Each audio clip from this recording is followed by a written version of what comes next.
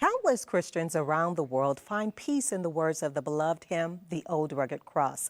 Yesterday, I gave you a tour of the historic church where the song was first sung publicly at a revival in 1913.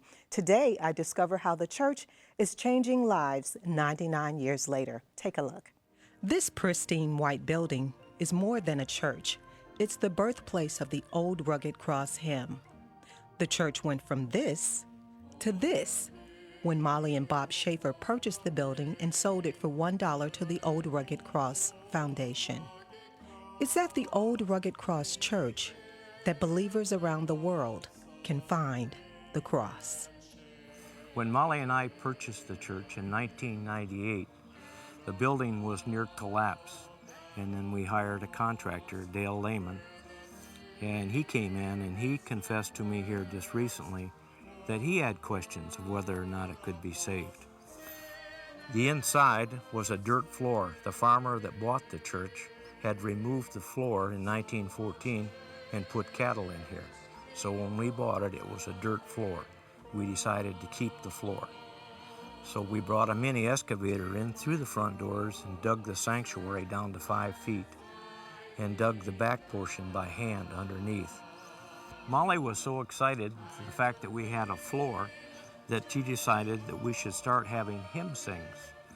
Keep in mind, we had no ceiling, the plaster had been knocked out, and we had cut up into the walls 4 feet on each side and removed the plaster so we could get into the walls to repair the sill beam. So it was in pretty poor repair, a pine floor, and we set chairs up and we started having hymn sings.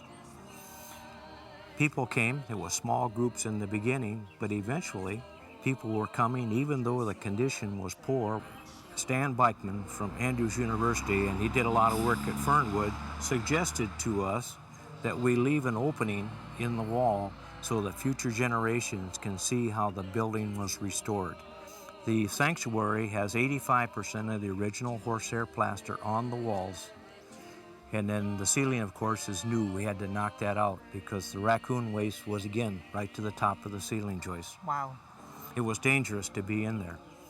The garden is everything you see in the garden is symbolic of either the hymn or the Bible. The sidewalk that goes around the garden is in the shape of the Trinity. The river of life represents the life of Christ from the stables, which is the picnic shelter, around past the lady at the well to the cross, which is on a hill. We made the hill, and there's a 14-foot cross there.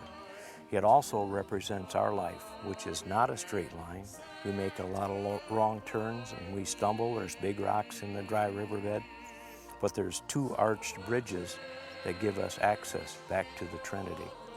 There's a natural stone wall that in the spring is daffodils, gold, and in the summer, gold daylilies, which is the crown of gold. There's also a statue of Christ calling his people. And then, of course, the 14-foot cross. The garden, the cross is lit at night, so when you drive by, eventually the yews that are around the dry riverbed will be to a height of 8 to 10 feet. So you'll have to stop, get out of your car to go inside to the garden. To the old rugged cross, I will ever be true. Its shame and reproach glad. Well, there are bricks here that line the walkway that lead to the entrance of the Old Rugged Cross Church, and I see names here. And what does this represent? This is a fundraiser for us, but it also gives folks an opportunity to be a part of the project.